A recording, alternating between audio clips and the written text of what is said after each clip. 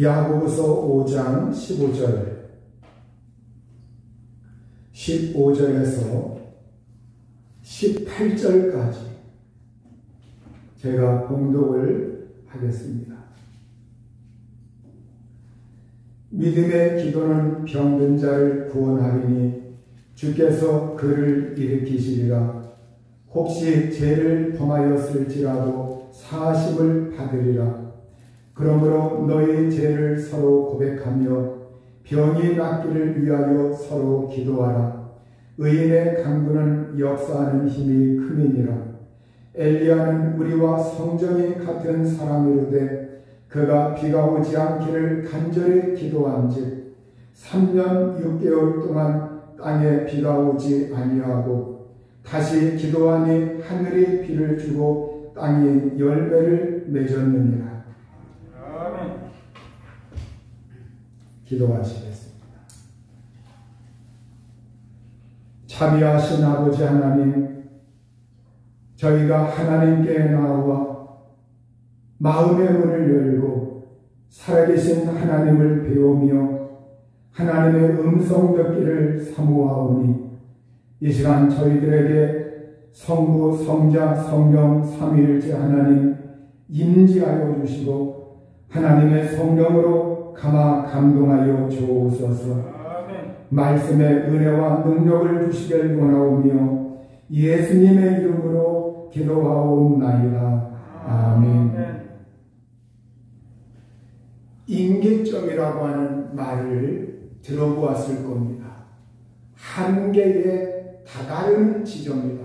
임계점, 다다를 임자를 사용합니다. 임계점, 물질의 구조와 성질이 바뀌는, 다른 상태로 바뀌는 그 지점이라고 말할 수가 있습니다. 물질의 성질이 다른 상태로 바뀔 때 그 온도와 압력, 그것을 임계점이라고 말을 합니다. 우리가 물을 보면 물은 섭씨 100도에서 끓습니다. 물이 1도에서 2도에서 점점 온도가 올라가도 끓지 않아요. 99도가 돼도 물은 끓지 않습니다. 그런데 99도에서 1도가 더 가열되어 가지고 딱 100도가 되면 그 순간부터 물이 끓습니다. 물이 끓으면 100도가 되어서 물이 끓고 그 물의 성질은 변하기 시작합니다. 물이 조금 전까지만 해도 액체로만 존재했는데 물이 끓으면서 물의 성질이 바뀌어요. 물이 기체로 그 순간부터 바뀌기 시작해서 수증기가 되어가지고 그 물이 증발을 합니다. 물의 성질이 바뀌는 겁니다. 우리가 인생 살 때 인생에 있어서도 우리에게 임계점이 도처에 있습니다. 이 임계점을 좀 쉬운 말로, 다른 말로 한계점이라고 하면 이해하기가 쉽습니다. 한도, 어떤 고비의 그 고비점, 한계점, 그 한계에 이르러야 한다는 거예요. 물이라고 하는 것은 100도라고 하는 그 한계의 온도가 이르러야만 물을 끓게 되고, 그리고 물의 성질이 이제 변합니다. 우리 운동선수들 보면 이 운동선수들이 하루아침에 그러한 선수로 만들어진 것이 아닙니다. 노력의 노력을 반복하고 연습과 훈련을 하고 자기 자신을 길들이고 지구력을 기르고 인내하고 땀을 흘리고 그러면서 끊임없이 연습과 훈련을 게을리하지 아니할 때 어느 순간인가 어느 한계에 이르니까 정말 그 선수다운 선수의 그 기량이 나타나기 시작하는 겁니다. 악기 연주도 마찬가지죠. 악기를 처음 접하는 사람들은 그걸 어떻게 연주하는지, 어떻게 코드를 잡는지 전혀 알지 못합니다. 그러나 연주법부터 기초부터 배우기 시작하고 또 그걸 놓고 끊임없이 반복하고 연습할 때 어느 한계점에 이르면 이제는 그때부터 이 손들림이 자유롭게 움직이기 시작을 합니다. 내가 처음에 시작할 때 마냥 일일이 한 개 한 개 짚지 않아도 어느 순간인가 자기도 모르게 그것이 몸에 배가지고 아주 자연스러워져요. 우리가 인생의 경주라고 하는 것도 그러합니다. 우리가 인생 살아갈 때 어떤 사람은 어느 지점까지 열심히 노력했는데 그 지점에서 포기하는 사람이 있어요. 우리가 정말로 그 어떤 한 1m만 더 땅을 팠으면 금방을 발견할 수가 있는데, 이와 같이 어떤 사람들은 어느 지점까지 땀 흘렸는데 그만 도중에 포기하는 사람들이 굉장히 많습니다. 모퉁이만 돌아가면, 그 모퉁이만 돌아가면은 내가 정말로 그 다다르는 지점, 원하는 그 목표에 다다를 수가 있는데, 그러나 모퉁이 돌아가는 거 어렵다고 포기합니다. 인생의 길이 굽이굽이여 있을 때 그 굽이굽이진 그 길을 가기 싫다고 그러면서 도중에 다른 길로 가다가 망하는 사람도 있어요. 여러분, 어떤 학생은 시험을 위해서 열심히 공부합니다. 자격증 시험, 아니면 학교에서 보는 시험, 아니면 진급 시험. 여러분, 시험에서 여러분 좌절을 한 번도 맛보지 않은 것, 이게 자랑이 아니에요. 여러분, 좌절을 한 번도 맛본 경험이 없다고 하는 것, 시험에서 떨어져본 경험이 없다고 하는 것, 이건 인생에 내가 도전해보지 않았다는 말이에요. 여러분, 인생에 도전하지 않는 것보다 도전을 해보고 떨어지는 시행착오를 겪으면서 그 분야를 끊임없이 도전하는 것, 그것이 오히려 더 낫습니다.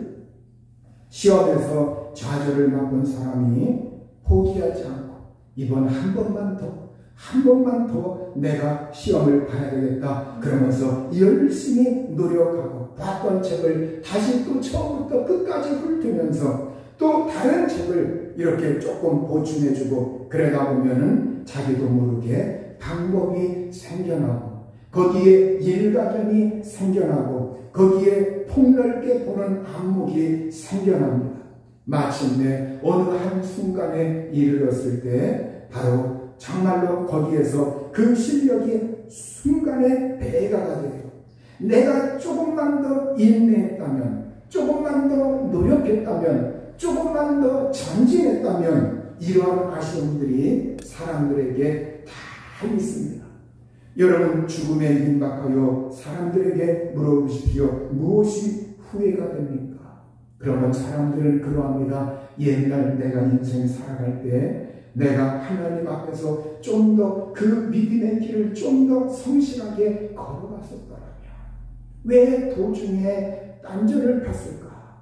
그러면서 후회하는 경우가 있습니다.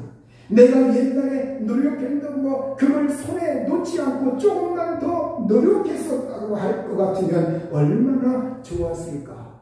이러한 거에 대해서 사람들은 많이 후회를 합니다.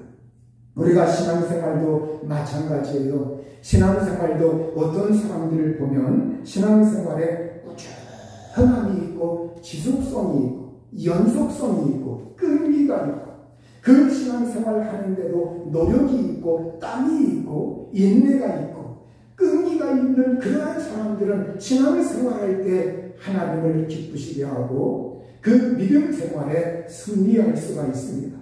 그러나 신앙생활하는 사람들의 모습을 가만히 보면 여러분, 어떤 사람들은 변화될 사람이 있고 어떤 사람들은 가만히 보면 저 사람은 변화되기가 조금처럼 쉽지 않구나. 그런 사람들이, 목회자들은 이렇게 사람들을 접해보면 그것이 대강 옵니다. 이렇게 사람을 접해다 보면 그게 와요. 저 사람은 시간이 나중에 이렇게 성장할 사람이구나. 그러나 어떤 사람은 그냥 저렇게 하다가 이 다음에 인생을 마칠 사람이구나. 이러한 것이 되게 옵니다. 여러분, 우리가 인생 살아갈 때 이 신앙생활에 어떤 사람은 기도생활, 믿음생활, 하나님 살아가는 그 헌신, 봉사, 충성, 믿음의 지속성, 이러한 것이 일관되게 지속적으로 하나님 앞에 인정받는 사람이 있고 이러한 것이 아주 그때그때마다 이렇게 변하는 사람들이 있어요. 어떤 때는 굉장히 충성스러운데 어떤 때는 믿음이 없는 사람 같고, 어떤 경우에는 굉장히 믿음이 없는 것 같은데 또 어떤 경우에는 믿음이 있는 것 같고 종잡을 수 없는 그러한 사람들이 있습니다. 우리가 기도 생활도 기도에 끈기 있게 기도도 포기하지 말고, 우리가 기도도 포기하지 말고 기도도 끈기 있게 할 수 있는 사람이 되셔야 합니다. 우리가 성경에 보면 다니엘이라고, 이 다니엘은 이제 그 나라가 바벨론의 포로가 되었을 때, 바벨론 포로 생활에 이 바벨론의 지배를 받았을 때, 그때 바벨론이라고 하는 나라로 끌려간 사람 가운데 한 사람이 다니엘입니다. 그런데 다니엘이 그곳에서 지내면서 그 다니엘이 그곳에서 인정을 받았습니다. 인정을 받은 것은 그가 타협을 했기 때문에, 우상 숭배를 했기 때문에, 느부갓네살 신상 앞에 절하였기 때문에 인정받은 것이 아니라 그가 믿음을 지키면서 하나님을 기쁘시게 하면서, 그러면서 그곳에서 모든 행동거지가 지혜롭게 처신을 하였기 때문에 그렇습니다. 이 다니엘이 그곳에서 인정받는 그 세월 동안 어느 순간에 이 바벨론이라고 하는 나라가 페르시아의 지배를 받아서 이제는 다니엘이 바벨론에 끌려가 있던 그곳에 이제는 페르시아 왕국이 되었어요. 페르시아가 지배를 합니다. 이 페르시아가 지배할 때 이 다니엘은 때처럼 늘 하나님 앞에 기도했어요. 하나님 앞에 기도하는 걸 게을리하지 않습니다. 그는 늘 정말로 예루살렘으로 난 그러한 창문을 열고 예전부터 끊임없이 기도해오던 그것을 그치지 아니하고 그는 꾸준히 하면서 바벨론의 시대나 아니면 페르시아 시대나 변함이 없이 그 왕조가 바뀌었고 나라가 바뀌었어도 그는 끊임없이 환경에 좌지우지당하지 아니하고 그는 끊임없이 하나님을 향하여 일관되게 자기의 신앙을 지켰던 그러한 사람입니다. 그런데 그가 어느 날 이제는 말세와 그리고 하나님 앞에서 자기네 나라가 어떻게 될 것인가 이러한 문제를 놓고 하나님 앞에 간절히 기도하는데, 그런데 이 다니엘이 첫째 날 뜻을 정하고 마음을 하나님께 향하고 하나님께 기도할 때 하나님이 하늘에서 첫째 날 그 기도를 들으셨습니다. 하나님이 응답을 내려주었어요. 그런데 하나님이 응답을 주셨을 때 그 기도의 응답을 누가 운반하고 있느냐? 그 기도의 응답을 성경에 보면 천사들이 운반하는 것을 볼 수가 있습니다. 천사가 하늘에서 하나님의 그 응답을 받아가지고 그 기도의 응답 내용을 이제는 다니엘에게 전달하기 위해서 이 땅에서 이루어지기 위해서, 하늘에서 이루어졌는데 이 땅에서 이루어지게 하기 위해서 천사가 이 하늘, 공중 하늘을 이제 내려오고 있는데, 하늘에서 어떤 일이 있었느냐 하면은 바사 왕국, 이 바사는 페르시아를 말해요. 이 페르시아 왕국의 그 고관, 왕, 여기와 관계되던 그 영들이 있습니다. 거기와 관계되던 그 영들이 나타나가지고 21일 동안 그 천사의 맞은편에 서서 회방을 하고 그 기도의 응답이 내려오지 못하도록 방해를 하고 있는 것을 볼 수가 있습니다. 여러분, 이것을 보면 우리가 나라마다 나라의 통치자들이나 장관들이나 어떤 그 나라의 중요한 일을 하는 그 사람들에게 어떤 영이 작용하고 있다는 것을 볼 수가 있습니다. 바로 이 다니엘이 지금 페르시아 나라의 그곳에서 국사의 일을 보고 있었는데 그 다니엘이 기도했는데, 그러나 이 다니엘이 페르시아에 있었고 페르시아 왕들을 접하고 그 고관들 그 틈바구니에서 거기에서 시달리면서 믿음을 지키고 있었는데, 이상하게 정말로 하늘에 그 방해꾼이 나타나는데 페르시아의 고관들과 왕과 관계되는 그 영들이 하늘에서 방해를 하고 있는 거예요. 여러분, 오늘 우리가 북한의 김정은에게 해당되는 그 어떤 원수 마귀와 그에 해당하는 그 졸개들이 있어요. 하늘에서 그것들이 우리나라에 이렇게 자꾸 침범을 넘보고 방해하고 통일을 방해하고 그런 영들이 있다는 거예요. 그래서 우리가 정말로 통일을 위해서 우리가 기도해야 된다는 거죠. 그러니까 오늘 우리가 이러한 방해하는 영들이 있는데, 그러한 영들이 있는데, 그때 미가엘 천사가 다니엘이 끊임없이 기도하는 그 상황 속에서 미가엘 천사가 와가지고 그 미가엘 군장 천사가 와서 그 방해 부리는 영적인 존재들, 마귀와 그 수하들을 다 물리치고 도와주어서 기도 응답이 오게 합니다. 그것이 며칠 걸렸느냐? 20하루 20일 걸렸다고 성경은 말씀하고 있어요. 만약에 다니엘이 며칠 기도하다가 응답도 없네, 응답도 없어, 그러면서 내가 기도해봐야 소용없어, 도중에 그가 그쳤다고 할 것 같으면 이 다니엘의 기도는 임계점에 다다르지 못했을 겁니다. 한계점을 뛰어넘지 못했을 겁니다. 여러분, 여기에 이 다니엘의 기도의 고비가 무엇입니까? 그 처음에는 기도응답이 잘 내려오다가 하늘에서 영적인 존재들이 싸우고 전쟁하고 회방하고 방해하면서 거기가 고비라는 거예요. 여러분, 많은 사람들이 이 고비점을 넘지 못합니다. 인간의 판단, 인간의 어떠한 생각, 그러한 것으로 말미암아 그걸 섣불리 판단하고 그리고 인내하지 못하고 지속적이지 못하고 도중에 하차하는 사람들이 많이 있다는 거예요. 우리가 여러분, 주님의 일이라고 하는 것은 우리가 어떤 일을 할 때에 이것이 그냥 이렇게 쉽게 될 것 같은데 어떤 때 굉장히 안 될 때가 있어요. 여러분, 우리가 어떤 행사나 어떤 일을 한다고 할 것 같으면 기도할 때 교회에서 그 행사를 위해서 엄청나게 기도하죠. 근데 사람들은 생각해요. 아니, 뭘 그걸 그렇게 기도하나? 그냥 계획 다 짜고 그냥 이렇게 재정 있고 하면 그냥 이렇게 집행하면 일이 이루어지는 거지 뭘 그걸로 꼭 맨날 이렇게 기도하는가? 이렇게 사람들은 생각을 하는지 몰라요. 그러나 여러분, 우리가 하나님의 일이라고 하는 거, 이것은 여러분 하루아침에 그냥 쑥 이루어지는 것이 아니에요.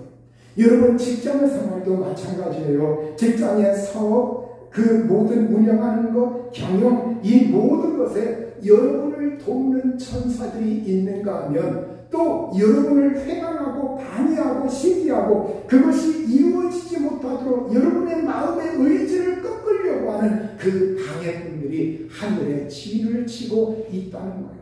그래서 왜 우리가 신앙생활 열심히 해야 되느냐? 왜 우리가 기도생활을 해야 되느냐? 왜 우리가 성경을 봐야 되고 왜 우리가 하나님을 가까이 해야 되느냐? 그런 이유 가운데, 여러 이유 가운데 하나가 바로 그러한 점도 있다는 거예요. 우리가 영적 싸움에서 지지 말도. 그래서 오늘 우리가 신앙생활할 때 내 인생에, 나의 삶에, 가정에 하나님의 은혜가 내려올 때 그것을 하늘에서 차단하지 못하도록, 방해하지 못하도록 우리가 우리의 신앙의 지속성이 필요하다는 겁니다. 도중에 회방하고 방해하는 원수마귀, 그 졸개들, 악한 영들, 이러한 것들이 진을 치고 있습니다. 그래서 우리의 씨름은 혈과 육에 대한 것이 아닙니다. 이 세상 어둠의 주관자들, 하늘에 있는 악의 영들을 대항해서 우리가 싸우는 것이다, 씨름하는 것이다, 이렇게 말씀을 하고 있습니다. 쉽게 될 것 같은데 중간에 일이 꼬이고 방해자가 나타나고 생각지 않은 일이 일어나고, 이러한 것들은 왜 그렇습니까? 그것이 바로 원수마귀가 나를 꺾으려고 하는 겁니다. 원수마귀가 나를 회방하려고 하는 겁니다. 이 관계를 우리가 잘 간파하고 이때 우리가 정신을 차리고 정말로 내가 원수마귀의 이 회방에 지지 말아야 되겠다. 내가 그 마귀의 그 모든 농간에 놀아나지 말아야 되겠다. 그래서 이때 우리가 영적인 분별력이 있어야 되고 우리의 신앙의 태도가 없어야 합니다. 우리가 신실한 믿음, 성령 충만한 생활, 꾸준한 기도, 꾸준히 성경 말씀을 대하는 것, 계속해서 믿음의 생활에 전진하는 것, 이러한 것들은 그 모든 원수 마귀의 진을 무력화시키고 그것을 능히 이길 수 있는 능력이 우리에게 생겨나는 것. 오늘 야고보서 5장 17절 18절에 보면 이렇게 말씀을 하고 있습니다. 엘리야는 우리와 성정이 같은 사람이로되 그가 비가 오지 않기를 간절히 기도한즉 3년 6개월 동안 땅에 비가 오지 아니하고 다시 기도하니 하늘이 비를 주고 땅이 열매를 맺었느니라. 여러분, 이 엘리야 선지자가 활동할 때 이스라엘은 아합 왕이 지배하고 있었습니다. 이스라엘의 왕 가운데 가장 악명 높은 왕 가운데 한 사람이 누구냐? 아합 왕이에요. 그리고 그 왕비 이세벨. 이 아합 왕과 이세벨, 이방신들을 끌어들이고 이웃나라의 그 잡신들을 끌어들이고 하나님 섬긴다고 하면서 그 우상들을 끌어들여서 하나님 신앙을 혼합을 시켰어요. 혼합 종교, 혼합을 시켰어요. 우상 숭배, 하나님의 선지자들을 죽이고 하나님을 믿는 그러한 백성들을 끊임없이 박해하고 이것이 아합 왕 때에 일어났습니다. 그런데 이때 엘리야가 그걸 간파하고 하나님께 기도합니다. 하나님께서 비를 주지 않겠다. 이 땅에 흉년으로 내가 재앙을 내리겠다. 그래서 이 하나님 앞에 엘리야가 그 문제를 놓고 기도할 때, 하나님께 기도할 때 3년 6개월 동안 하나님이 비를 내려주지 아니하였어요. 비를 내려주지 아니하니까 땅이 타들어갑니다. 사람들이 물이 갈증이 나고 그리고 농작물이 수확을 할 수가 없고 어떻게 합니까? 사람들이 애가 탑니다. 그때 바로 갈멜산에서 대결이 일어났어요. 하나님의 신과 그리고 우상의 그 신과의 그 일대 대결, 바로 바알 선지자 450명, 아세라 선지자 400명, 그들은 갈멜산에 모여서 이제 정말로 이 엘리야 선지자와 대항을 하고 있어요. 엘리야 선지자, 그래서 이제 제단을 쌓아놓고 거기에 제물을 올려놓고 그리고 하늘에서 불이 내려오는 그러한 그 신이 참신이다. 그래서 이제는 정말 그 바알신, 아세라신 그 선지자들은 정말로 850명이 그 자리에서 끊임없이 주문을 외우고 자기들의 신의 이름을 부르고 하면서 응답해달라고 합니다. 그러나 하늘에서 응답이 없어요. 그러나 이 엘리야 선지자가 하나님께 간절히 기도하니까 하늘에서 불이 내리고 그 모든 재물을 다 불사르고 그러면서 하나님의 응답이 임합니다. 그러면서 그 나라에 3년 6개월 동안 흉년이 든 것, 비가 오지 않는 그 근본적인 원인이 어디에 있었느냐? 바로 아합과 왕비 이세벨이 저 우상 숭배자들을 끌어들여 가지고 나라를 혼탁하게 만들고 그리고 우상 숭배를 일삼은 것, 이것으로 말미암아 이 3년 6개월 동안 비가 오지 않는다고 하는 그 원인을 발견하게 됩니다. 그래서 거기에서 엘리야 선지자는 그 선지자들, 바알신, 아세라신 그 선지자들을 거기에서 이제 죽이고 그것들을 처형하고 그것들을 일수해버리고 그리고 이제는 정말 이제 이 엘리야 선지자가 다시 하나님 앞에 기도합니다. 이제는 어떻게 기도하느냐? 하나님, 이 나라에 비를 내려주십시오. 비를 내려주십시오. 간절히 비가 내리기를 간절히 하나님 앞에 기도하는 거예요. 여러분, 오늘 이 지구촌에 우리나라만 그런 것이 아니라 중국만 그런 것이 아니라 일본만 그런 것이 아니라 온 지구촌 어느 것이든지 오늘 이 코로나로 다 없는 곳이 없어요. 코로나로 다 고생합니다. 여러분, 이때 우리 기독인들이 한 가지 깨달아야 합니다. 분명히 우리 하나님께서 이걸 통해서 깨닫기를 원하는 것이 있는데, 분명히 깨닫기를 원하는 것이 있는데, 그러나 그걸 깨닫지 못한다고 할 것 같으면 이것은 점점 지연될 수밖에 없는 거예요. 우리가 정말 하나님이 뭔가 이걸 통해서 이 지구촌의 사람들이 하나님 앞에 하나님을 등지고 하나님을 마구 헐뜯고 하나님을 마구 비웃고 여러 가지 하나님에 대해서 하는 그 모든 사상과 이론과 그 모든 것, 이러한 것이 하나님이 볼 때 뭔가 그 한계에 초월했다는 거예요. 그 한계를 뛰어넘었다는 겁니다. 여러분, 오늘 우리가 정말로 전 세계의 기독인들이 이 문제 앞에서 무슨 단속을 어떻게 하느냐, 뭐가 어떠느냐, 이런 거 놓고 우리가 씨름할 게 아니라 이때 전 세계의 기독인들이 이 문제 앞에서 심각하게 하나님 앞에 우리가 정말로 이 지구촌의 신령들이 기독인뿐만이 아니라 이 지구촌 예수 안 믿는 사람이라 할지라도 여기에서 우리가 하나님 앞에 이 불의와 잘못된 것들이 무엇인가 그걸 고치기 위해서 기도해야 되고 그걸 고치기 위해서 개선하기 위해서 목소리를 내야 된다는 거예요. 이 엘리야 선지자가 갈멜산 꼭대기로 올라갑니다. 이 갈멜산은 바로 이스라엘 서쪽, 이스라엘의 서쪽에 이렇게 우리나라 포항 마냥 약간 이렇게 그 바닷가에 뾰족하게 나온 그 지점이 있어요. 그 갈멜산 꼭대기 지중해가 내려다 보이는 그곳으로 올라가요. 그곳에서 올라가서 하나님께 기도하고 그리고 사람에게 말을 합니다. 너는 저쪽으로, 저 해변 쪽으로 올라가서 해변 쪽으로 저쪽으로 올라가서 바다 쪽을 보아라. 바다 쪽을 보아라. 구름이 있나 없나 그걸 확인하고 보고해라. 알려라. 그러면서 이 엘리야는 갈멜산에서 기도하고 자기 시종을 보내어서 사환을 보내어서 바다 쪽을 살펴보라고 합니다. 사환이 바닷가에 가가지고 바다 쪽을 살펴서 그 산 위에서 바다 쪽을 살펴보니까 구름이라고는 도저히 찾아볼 수가 없어요. 그래서 와서 말합니다. 아무것도 없습니다. 선지자님, 주인님, 아무것도 없습니다. 그러나 또 이번에 다시 가라. 그리고 또 자기는 그곳에서 기도를 합니다.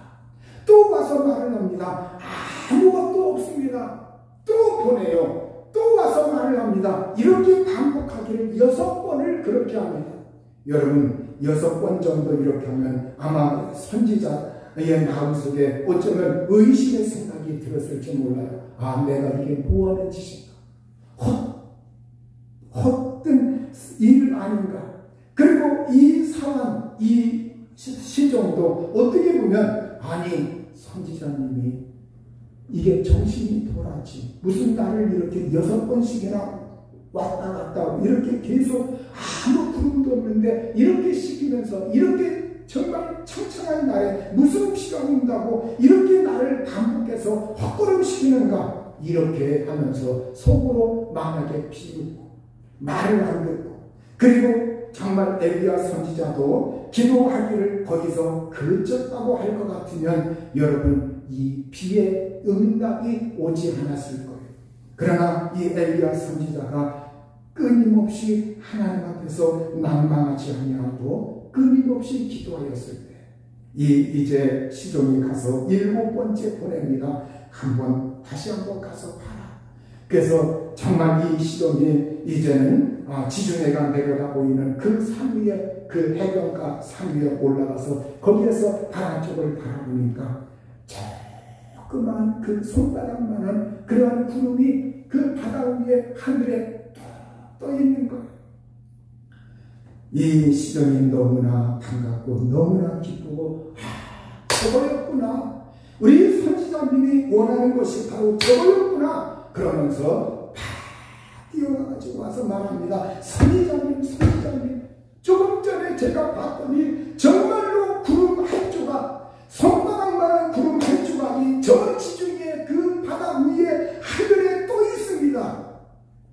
엘리야 선지자가 됐구나, 이것이 응답이구나. 그러면서 정말 이 하나님의 응답으로 직감을 하였을 때 잠시 후에 하늘에 구름이 들이오고 바람 소리가 나고 하늘이 어두워지고 그러면서 큰 비가 내렸습니다. 3년 6개월 동안 비가 오지 않던 이 이스라엘에 하나님께서 기도를 통해서 응답을 하신 거예요. 성경은 우리에게 그것이 기도 응답인 것을 밝히면서 우리에게 말씀하고 있어요. 우연히 된 것이다, 그냥 때가 되었으니까 된 것이다, 이렇게 말씀하지 아니하고 이 엘리야 선지자가 기도하네. 엘리야 선지자가 기도하되 이 엘리야 선지자가 간절히 기도했다, 열렬히 기도했다, 끊임없이 기도했다. 성경은 우리에게 이렇게 말씀하고 있습니다. 여러분, 오늘 우리의 기도에 능력이 있다, 기도에 힘이 있다, 기도에 하나님이 임하신다, 기도에 하나님이 응답하신다, 하나님은 기도를 통해서 일하신다, 이걸 우리가 믿어야 합니다. 여러분, 오늘 우리가 정말 기도를 과소평가하지 말고 우리가 하나님 앞에 소원하는 거, 말하는 거, 기도하는 거, 하나님을 의지하는 거 반드시 지속적일 때 하나님은 그것을 응답하신다는 거예요. 예수님은 항상 기도하고 난망하지 말아라, 낙심하지 말아라, 이걸 비유로 말씀하셨는데 과부와 재판장의 비유를 드셨습니다. 여러분, 이 과부와 재판장의 비유, 그 과부의 청을 들어주지 않던 이 재판장이 그 소원을 들어준 이유가 무엇이었느냐? 정말 이 재판장이 과부의 소원을 처음에는 무시하다가 나중에 들어준 이유가 성경에 이렇게 말씀하고 있습니다. 누가복음 18장 5절에 보면 이 과부가 나를 번거롭게 하니 내가 그 원한을 풀어주리라. 그렇지 않으면 늘 와서 나를 괴롭게 하리라. 그러니까 이 재판장이 정의에 입각해서, 그 과부가 불쌍해서가 아니라 정의에 입각해서 자기가 재판관이기 때문에 의로운 재판을 해야 하기 때문에 들어준 것이 아니라 맨날 자기한테 와서 막 소원을 달라고 하소연을 하는데, 이거 안 들어주면 매일매일 자기 찾아와가지고 번거롭게 하고 자기가 괴로우니까 그냥 할 수 없이 내가 들어줘야 되겠다. 그러면서 예수님이 이렇게 말씀하십니다. 주께서 또 이르시되 불의한 재판장이 말한 것을 들으라. 하물며 하나님께서 그 밤낮 부르짖는 택하신 자들의 원한을 풀어주지 아니하시겠느냐? 그들에게 오래 참으시겠느냐? 내가 너희에게 이르노니 속히 그 원한을 풀어주시리라. 여러분, 재판장은 오늘 예수님이 불의한 재판장이다 이렇게 말씀하고 있어요. 의로운 재판관이 아니라, 공정한 재판관이 아니라 불의한 재판장. 이 불의한 재판장이 말한 것을 들으라. 그러면서 하물며 우리 하나님께서 밤낮 부르짖는 자들의, 택하신 자들의 그 소원을, 그 원한을, 그 기도를 들어주지 않겠느냐, 풀어주지 않겠느냐. 그러면서 그들에게 오래 참으시겠느냐? 내가 너희에게 말한다. 속히 그 원한을 풀어주리라. 속히 그들의 간구를 들어주리라. 이렇게 예수님께서 말씀하고 있어요. 하나님은 의로우신 분이에요. 불의한 분이 아닙니다. 하나님은 악한 분이 아닙니다. 그 하나님께서 들어주신다고 이렇게 말씀하고 있어요. 누구에게? 밤낮 부르짖는 택하신 자. 어쩌다가 기도하고, 그것이 아니라 끊임없이 계속해서 그래서 성경은 우리에게 지속성을 말하고 있어요. 항상 기도하라, 쉬지 말고 기도하라, 범사의 모든 일에 감사하라. 이는 그리스도 예수 안에서 너희를 향하신 하나님의 뜻입니다. 지속성을 우리에게 말씀하고 있는 겁니다. 예수님이 이러한 말씀을 하셨어요. 누가복음 4장 27절에 또 선지자 엘리사 때에 이스라엘에 많은 나병 환자가 있었으되 그 중에 한 사람도 깨끗함을 얻지 못하고 오직 수리아 사람 나만 뿐이었느니라. 바로 이 시리아의 군 사령관 나만 장군만 고침을 받았다는 것. 왜 그러느냐? 그 나하만이 하나님 보기에 이뻐서 그랬을까요? 이 나하만이 하나님 보기에 용맹스러워서 그랬을까요? 장군이었기 때문에 그랬을까요? 아닙니다. 이 나하만에게 한 가지 뭐냐? 그 자기 집에서 정말로 이스라엘의 그 포로가 되었을 때, 전쟁의 포로가 되었을 때 한 여자아이가 자기 집에서 이제는 정말 심부름도 하고 하찮은 그 일들을, 허드렛 일을 거들고 있는데, 이 여자아이가 우리 조국 이스라엘에는 선지자가 있나이다. 그분을 찾아가면 혹시 병이 나을 겁니다. 이렇게 말을 해줘요. 그 말을 듣고 솔깃해집니다. 믿음이 생겨납니다. 내가 한번 그 선지자를 뵙고 그리고 그 하나님을 배우면 내 이 병이 나을 수 있다고, 그러면서 그거 생각에 끝난 것이 아니라 행동으로 옮깁니다. 그래서 모든 걸 다 체계를 갖춘 다음에 여러 부하들과 함께 이제 선물을 준비하고, 그래가지고 이제 이스라엘의 엘리사 선지자 그 집에 찾아옵니다. 그러나 엘리사 선지자는 꽃방맹에도 비추지 아니하고 얼씬거리지도 아니하고 사환을 내보내다니, 사환이 하는 말이, 장군이시여, 우리나라에 요단강이 있는데 그 요단강에 가서 몸을 7번 씻고 그곳에 잠그면 그러면 왕의 그 피부병, 나병이 다 깨끗하게 낫는다고 합니다. 이 말을 들을 때 나하만이 불쾌했고, 아니 그래도 내가 큰 나라의 장군으로서 여기까지 찾아왔는데 뭐라고? 선지자가 와서 나에게 정중하게 맞아들이고 영접하고 와서 손을 얹고 기도하고 이렇게 할 줄 알았는데 그렇게도 하지 아니하고, 선지자가 누군지 얼굴 한번 볼 수도 없고 좋은 내보내다니 기껏 하는 말이 요단강에 가서 7번 씻으라고? 말도 안 되는 소리. 우리나라에는 이것보다 더 좋은 강들이 많이 있고 맑은 강들이 많은데, 그러면서 돌아서 갑니다. 화가 치밀고. 그런데 그 부하들이 말도 합니다. 정말 장군이시여, 한번 그래도 말을 한번 들어보시죠. 뭐로 그냥 돌아갑니까? 한번 해보시고 믿을 거 없지 않습니까? 그러자 그 말을 듣고 다시 나하만이 마음을 고쳐먹고 이제 요단강에 가서 그 몸을 7번 잠그고 7번 씻고 그랬을 때 그 피부병, 나병이 깨끗하게 치료받았어요. 여러분, 여기에 임계점이라고 하는 것, 여기에 한계점은 무엇입니까? 바로 여기에 한계점은 이 나하만이 엘리사 선지자의 말을 들었을 때 그 순간이 한계점이에요. 거기서 포기하면, 거기서 내 생각과 틀리다고, 내 생각과 다르다고 포기하면 거기서 임계점에 이르지 못하는 겁니다. 그냥 그 역사를 경험하지 못하는 겁니다. 그러나 처음에는 화가 나서 돌아가다가 다시 그가 마음을 고쳐먹고 돌이켰을 때 그 한계점을 뛰어넘게 되고, 그리고 마침내 요단강으로 들어가서 요단강에 가서 완전히 순종하는 자세를 보였을 때, 그대로 실천하였을 때 거기에서 하나님의 역사가 나타납니다.